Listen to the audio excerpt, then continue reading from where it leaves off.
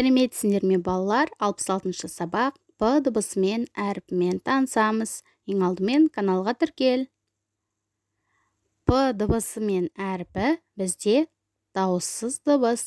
Дауыссыз дыбысты біз қысқа ғана айтамыз. Қане бірге қайталайық. П. П. Жақсы балалар. Енді П дыбысының жазылуына назар аударайық. П дыбысы қалпақшалы болып жазылады екен. Суретке назар аударыңдар.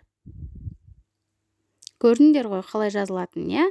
Келесі П әріпін санағыштардан жасап көріңдер. Келесі тапсырма. Суретке назар аударайық. Балалар не істеп жүр? Балалар доп ойнап жүр. Мектепте спорт алаңы бар. Сабақтан соң доп ойнадық. Оспан шабуылшы, Талап қақпашы болды. Мен допты қақпаға дәлдеп соқтым. Міне балалар, бұл жерде екі баланың доп ойнағаны жайлы айтылып тұр, иә? Ал бізде П дыбысы кездесетін сөздерді қарайықшы.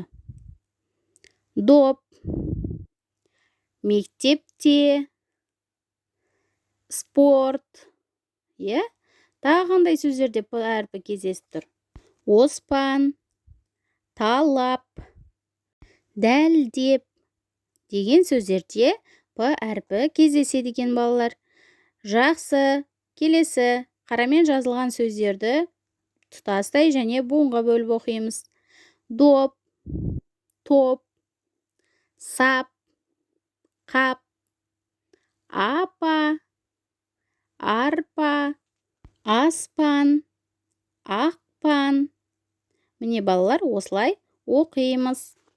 Келесі тапсырма бізге буындар берілген. Осы буындардан бір сөз құрауымыз керек. Аспан, арпа, дәптер, ақпан деген сөздер құрауға болады екен балалар. Дәптерлеріңе жазып алыңдар. Сау болыңдар балалар, каналға тіркелуді ұмытпаймыз.